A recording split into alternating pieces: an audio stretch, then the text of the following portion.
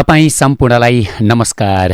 श्री स्वस्तानी व्रतकथा वाचन गरिरहेको छु म राजकुमार रायमाझी र मलाई प्राविधिक फाँटबाट साथ दिइरहनु भएको छ माधव तिमल सिन्हा अनि अभिषेक धामीले।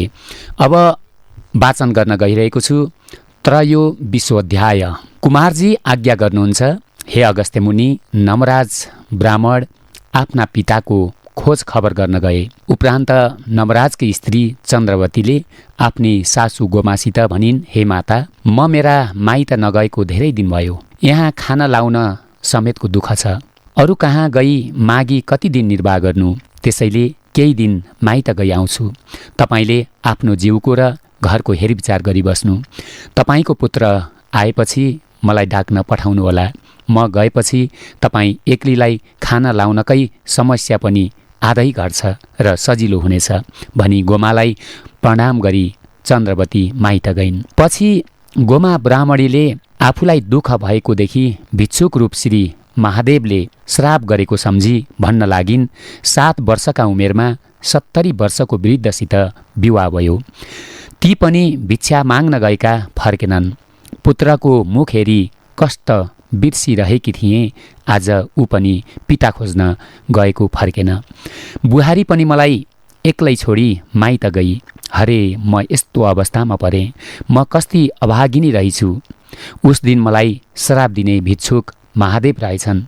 हे भोलानाथ, मलाई क्षमा दिनुहोस्, मलाई रक्षा गर्नुहोस् भनी भुतभुत्याउने बरबराउने बौलाही जस्तै भई जथाभावी हिँड्न थालिन्। यो कुरा अन्तर्यामी महामाया भगवती पार्वतीले थाहा पाउनुभयो र आनन्दको समयमा महादेवसँग बिन्ती गर्न लागिन्, हे नाथ, हेर्नुहोस् गोमा ब्राह्मणीको दुर्दशा। त्यो पनि हजुरकै स्त्री हो। त्यसलाई त्यस्तो अवस्थामा पारेर हजुरलाई के फाइदा छ? उसको दुःख देख्दा मलाई ज्यादै दया लाग्यो। त्यसको दुःख निवारणको लागि केही उपाय गरौँ। यस्ता पार्वतीका हितकारी कुरा सुनेर महादेवले राम्रो कुरा ल्यायौ, त्यसै गर भनी आज्ञा दिनुभयो र पार्वतीले 7 ऋषिलाई बोलाई भन्नुभयो, हे ऋषि हो, तिमीहरू मर्त्यलोकमा जाओ र चन्द्र ज्योति नगरमा गोमा नामकी ब्राह्मणी ज्यादै दुःख पाएकी छ। त्यसलाई श्री स्वस्तानीको व्रत गराइ आओ। श्री स्वस्तानीका प्रभावले गोमा ब्राह्मणी दुःखबाट पार होली भनी सबै विधि बताइन्। पार्वतीको आज्ञालाई सिरोपर गरी हवस् भनी ती ऋषिहरू मर्त्यलोकमा गए र यहाँका गोठाला केटाहरूसँग यस बस्तीमा दुखी को छ भनी सोधे। उनीहरूले पनि जवाब दिए, यहाँ कोही दुखी छैनन्, सबै सुखमा छन्।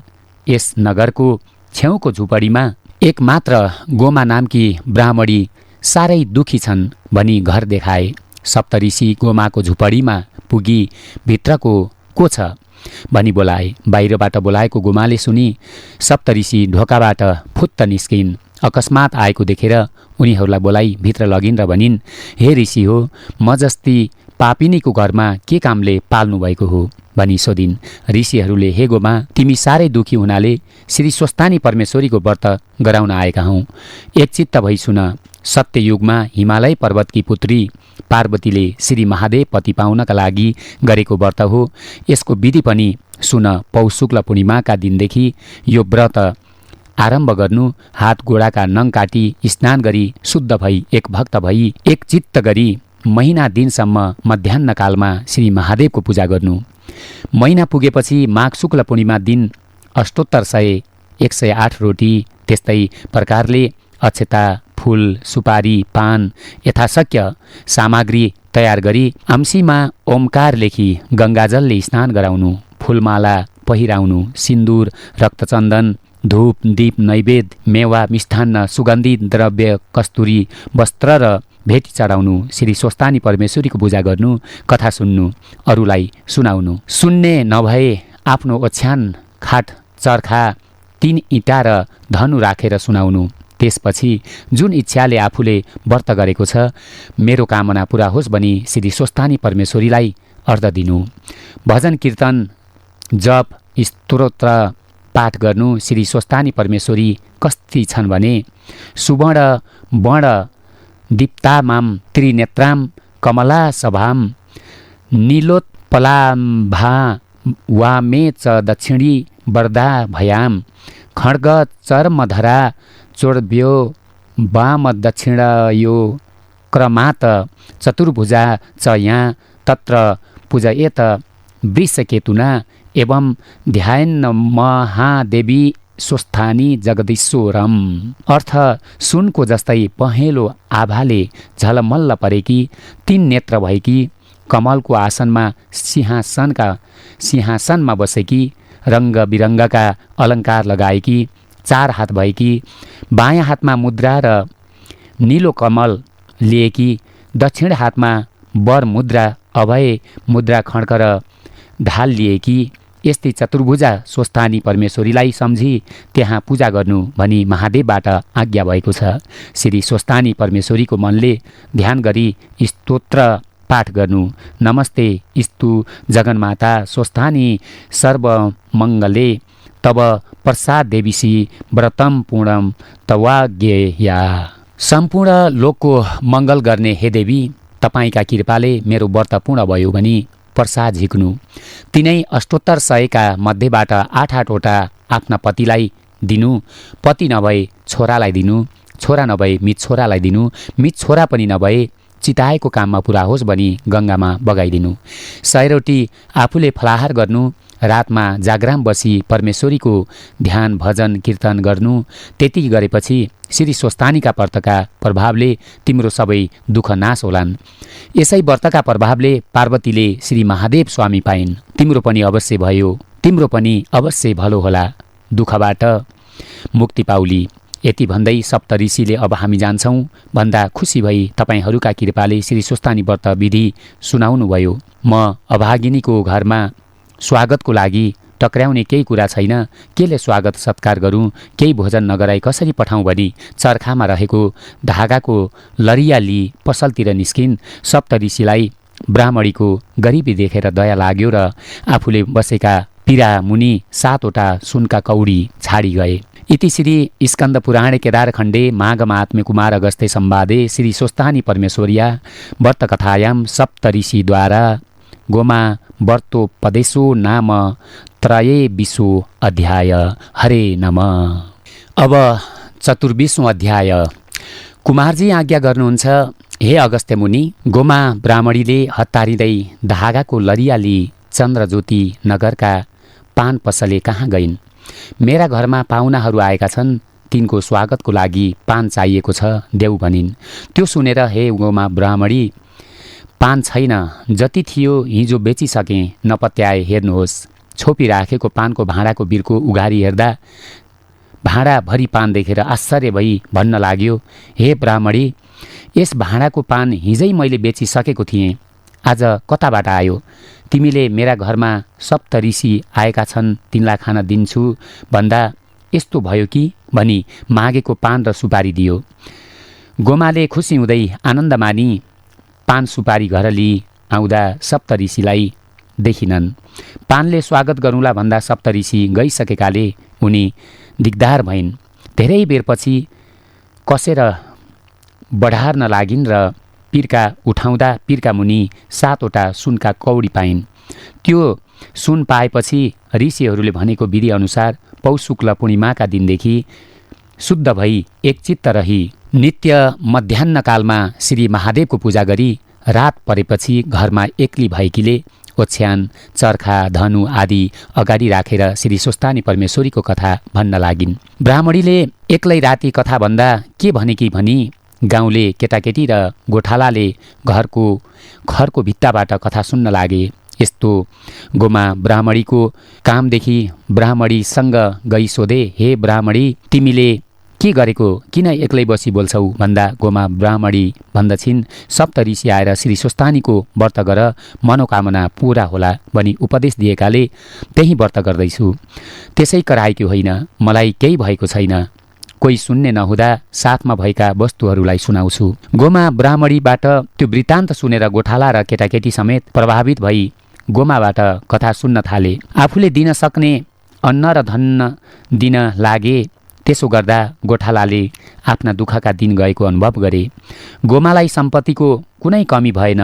महिना दिन पुगी पौष शुक्ल पूर्णिमाका दिन सबै सामग्री तयार गरी श्री स्वस्थानीमा समर्पित भई पूजा गरी हातमा अर्घ्य पात्र लिई, हे श्री स्वस्थानी परमेश्वरी, मेरा पूजादेखि प्रसन्न भई मलाई दुःखको समुद्रदेखि पार लगाऊ। मेरो पुत्र नवराज आफ्ना बाबाको खोज खबर लिन गएको काम पूरा गरी चाँडै आइपुगोस्। फेरि मलाई महादेवले दिएको कठोर श्राप नाश गर, मलाई दुःखका समुद्रबाट पार लगाऊ। मेरा छोरा नवराजलाई यस लोकमा सुख सम्पत्ति दिई परलोकमा हजुरका चरण कमलमा बास बसाऊ। हे जगन्माता, तपाईँका चरण कमलमा ध्यान जाओस्। हे करुणामयी, हजुरलाई कोटी कोटी नमस्कार छ। तपाईँको महिमाको वर्णन गर्न चतुर्मुख वर्मा शेषनाग र बागदेवीले पनि गर्न सकिनन्, मैले कसरी सकुली भनी अर्घ्य दिएर कोटी कोटी प्रणाम गरिन्।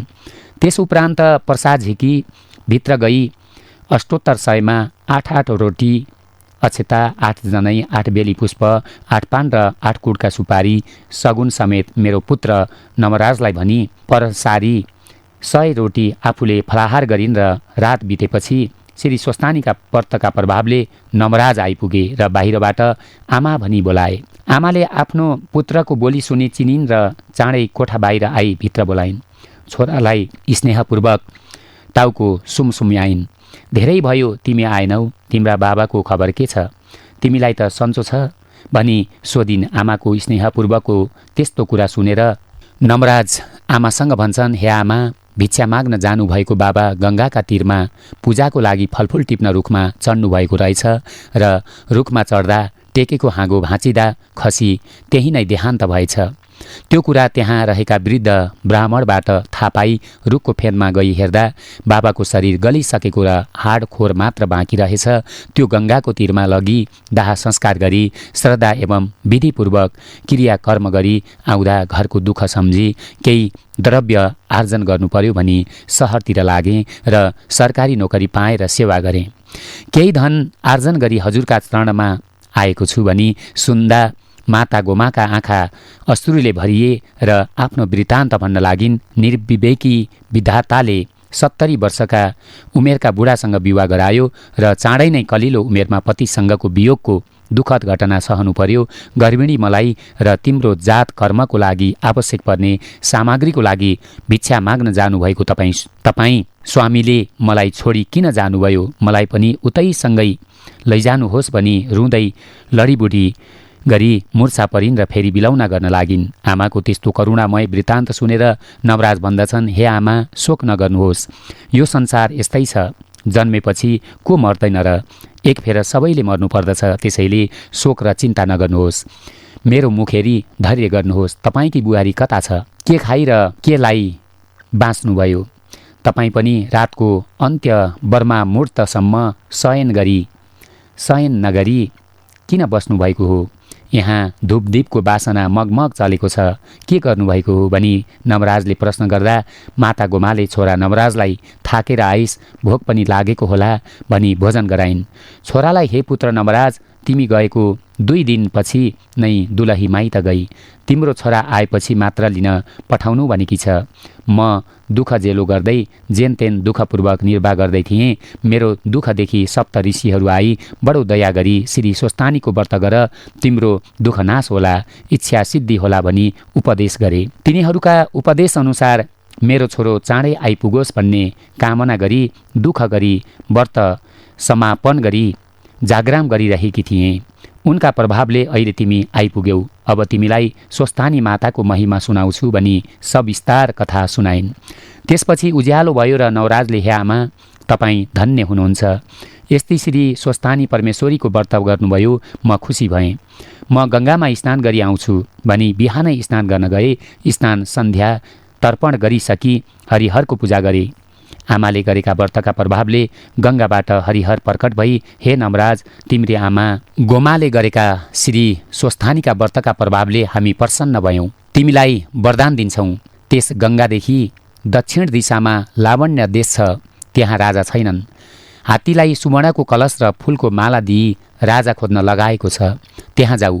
हामी हात्तीमा प्रवेश गरी तिमीलाई राज्याभिषेक गरौँला भनी अन्तर्ध्यान भए। यौ तौ शङ्ख कपालभूषित करौँ, मालास्थी माला धरौँ, देवौँ द्वार बत्ती मसमसान निल्याउँ गोबारी गो बाहनौ दोत्र यक्ष ओली यज्ञ मथनौ श्री शैलजा वल्लभौ पापम मे हरताम सदा हरिहरौँ श्री वस्त गङ्गाधरौँ। लक्ष्मी र पार्वतीका स्वामी र श्रीवत्स गङ्गा धारणा गर्ने भएका यस्ता तपाईँ मेरो पाप सधैँ हरिदिनुहोस्। हे हरिहर, हातमा शङ्ख र कपाल लिएका वनमाला र अस्थिमाला धारण गर्ने लक्ष्मी र पार्वतीका स्वामी श्रीवत्स धारण गर्ने यस्ता तपाईँलाई हरि र हरले मेरो पाप नाश गरिदिनुहोस्। टुहुरो मलाई वरदान दिनुभएकोमा म धन्य रहेछु। मेरी आमाको गर्भमा मैले बास लिएको सफल भयो। हे भक्तवत्सल, तपाईँहरू दुष्टजनको नाश गरी साधुको रक्षा गर्ने पाप पुण्यका साक्षी र तपाईँको महिमा गाउन सहर्ष जिब्रा भएका शेषनागको पनि शक्ति छैन, अरूको के होला। सधैँ तपाईँहरूकै भक्तिमा मेरो चित्त लागोस् भनी नमराजले स्तुति गर्न लागे। ती नमराज हरिहरको दर्शन पाएपछि सूर्य झैँ तेजिला र ओजस्वी भई घर फर्के। त्यस्तो तेजस्वी छोरोलाई देखेर आश्चर्य मानी गोमा भन्दछिन्, हे पुत्र, तिमीलाई यस्तो तेजिलो भएको देख्दछु, आँखाको खराबी अथवा केले हो? अमरावतीको राजा इन्द्र झैँ सुन्दर देख्दछु। आमाले यति भनेको सुनि नवराज भन्छन्, गङ्गामा स्नान गर्न जाँदा गङ्गाबाट हरिहर प्रत्यक्ष भएर लावण्य देशको राजा होलास भने। त्यो सुनि गोमाले खुसी भई, हे बाबु, मेरो पुत्र चाँडो आइपुगोस् भनी श्री स्वस्तानी परमेश्वरीको व्रत गरेकी थिएँ। व्रत समापनको राति नै तिमी आइपुग्यौ। तिमीलाई प्रसाद राखिदिएको छु, लौ, तिमीलाई श्री स्वस्तानीले कल्याण गरून्। तिमी सधैँ जगत वन्दनीय माता श्री स्वस्तानीमा चित्त लगाऊ भनी प्रसाद दिइन्। तिमी हरिहरको आज्ञाले लावण्य देशको राजा भएस् भनी शिरमा हात राखेर आशीर्वाद दिइन्। नवराज पनि श्री स्वस्तानीको प्रसाद लिई हवस् भनी आमाका पाउमा प्रणाम गरी विदा भई लावण्य देशतिर गए। इति श्री स्कन्द पुराणे केदारखण्डे माघ महात्म्य कुमार अगस्त्य संवादे श्री स्वस्तानी परमेश्वर्या व्रतकथायां श्री स्वस्तानी व्रत कृतम नाम 24वां अध्याय। हरे नमः। अब 25वां अध्याय। हे अगस्त्य मुनि, त्यहाँ पछि लावण्य देशका राजा नहुनाले मन्त्रीहरूले सुवर्ण कलश फूलको माला लिई राजा खोज्न लगाएका थिए। लोकले मान वस्त्र अलङ्कार पहिरी राजा हुन पाउला कि भनी हात्तीका नजिकमा गई अघि पछि हिँड्न लागे। नमराज पनि पुगी सत्तलमा बसी प्रतीक्षा गरिरहे। सत्तलमा रहेका नमराज ब्राह्मणको नजिकमा गई हात्तीले फूलको माला गलामा लगाइदिए। पछि सुवर्णको कलशका जल र अन्य शुभ सूचक पञ्च पल्लव आदिले अभिषेक गरिदिए। त्यो देखि त्यहाँ उपस्थित जनताहरूले यो हात्ती बौलायो, यस देशमा क्षत्रिय कोही नभए झैँ गरी यस्ता ब्राह्मणलाई अभिषेक गर्यो भनी आश्चर्य माने। धेरैले हात्ती बौलाएको होइन, तिमीहरू बौलायौ। मुखले नबोले पनि हात्ती देवता हो भने। जुनसुकै जात भए पनि उसका तपस्याले राजा भयो। नारायणको अंश बिना कोही राजा हुन पाउँदैन। चुप लाग भनी सम्झाए। त्यस उपरान्त हरिहर उत्पन्न भई प्रवेश गरेको हात्तीले नवराजलाई सुँडले उठाई आफ्नो कुम्भ स्थलमा राखी दरबारमा लिएर गयो। त्यसपछि गुरु पुरोहित र मन्त्रीहरूले माला वस्त्र अलङ्कार पहिराई पूर्णघट अष्टमङ्गल आदि सम्पूर्ण सामग्री तयार गरी शुभ मुहूर्तमा त्यसै सहरका राजाकी पुत्री लावण्यवतीसँग नवराजलाई विवाह गरिदिए। राजाको सिंहासनमा नवराज विराजमान भए मन्त्री र पुरोहितले राज्य विशेषको प्रस्ताव गरे। त्यो सुनि नवराज भन्छन्, मेरी आमा बिना अरूका हातको कसरी अभिषेक लिऊँ? मेरी आमा चन्द्रज्योति नगरका छेउमा एउटा झुपडीमा बस्नुहुन्छ, त्यहाँ उहाँलाई चाँडै लिन पठाओ। यति नवराजले भन्दा मन्त्रीले म नै जान्छु भनी पाल्की तयार पारी नाना वस्त्र अलङ्कार लिई फौज समेत भई चन्द्रज्योति नगरमा गई गोमा ब्राह्मणीलाई प्रणाम गरी, छोरा नवराजले लावण्य देशको राजा भएका र म उहाँकै मन्त्री भएकाले लिन आएको हुँ। हजुरको लागि गहना कपडा पनि ल्याएका छौँ, त्यो पहिरी तुरुन्तै हामीसँग सवारी होस् भनी मन्त्रीले बिन्ती गरे। मन्त्रीको कुरा सुनि गोमा पनि आनन्द मानी मन्त्रीले ल्याएको वस्त्र अलङ्कार गरी पहिरी लामण्ड देशमा जान लाग्दा चन्द्रज्योति नगरमा त्यो कुरा बिजुली झैँ फैलियो। नगर बस्तीहरूमा नमराज राजा भएको र आमालाई लिन पठाएका कुराले गर्दा राजमाताको सवारी हेर्न त्यहाँका स्त्री पुरुष हत्तारिँदै बाटाका ठाउँ ठाउँमा जम्मा भए। कोही स्त्री कपाल कोर्दा कोर्दै, कोही खाँदा खाँदै, कोही वस्त्र लगाउन पनि नभ्याउँदै, कोही छोराछोरी च्याप्दै रुवाउँदै हस्याङ फस्याङ गर्दै निस्के। कोही कौसीबाट निस्किएर हेर्न थाले। लोकका मानिसहरूले भन्न थाले, हेर दुखी ब्राह्मणी पो भाग्यवती रहेछ। अर्काको घरमा ढिकी जाँतो गरेर जेन तेन जीवन चलाउँदै आएकी आज राजमाता भई। छोरा नमराज राज भएकोमा आमा कति प्रसन्न छिन् भनी आफू आफूमा कुरा गरे। गोमा केही पछि लावण्य देशको सीमामा गोमा ब्राह्मणी र लिन गएका मन्त्री र सेनाको फौज पुग्यो। त्यस कुराको खबर दरबारमा पुग्यो। त्यो थाहा पाई नमराजले हात्ती घोडा र रथ लगी बाजा गाजाका साथ सिन्दुर जात्रा गरी दरबारमा लगी साष्टाङ्ग प्रणाम गरी, हे माता, तपाईँको अभिषेक गरी राज तिलक दिनुहोस् भने। यस्ता किसिमको कुरा सुनेर गुरु पुरोहितद्वारा शुभ मुहूर्त ठहराई गोमाले अभिषेक गरिदिन्। राज्याभिषेक भइसकेपछि गुरु पुरोहित र ब्राह्मणलाई भोजन गराई दक्षिणा दिई बिदा गरे। त्यसपछि हात्ती घोडा रथ तयार गरी गीत वाद्यका साथ नवराज आमासहित दरबारमा प्रवेश गरे। इति श्री स्कन्दपुराणे केरारखण्डे माघमात्मे कुमार अगस्त्य संवादे श्री स्वस्तानी परमेश्वर्या व्रतकथायां इन्द्रादि देवता नवराज राज्याभिषेकको नाम 5 अध्याय। हरे नमः।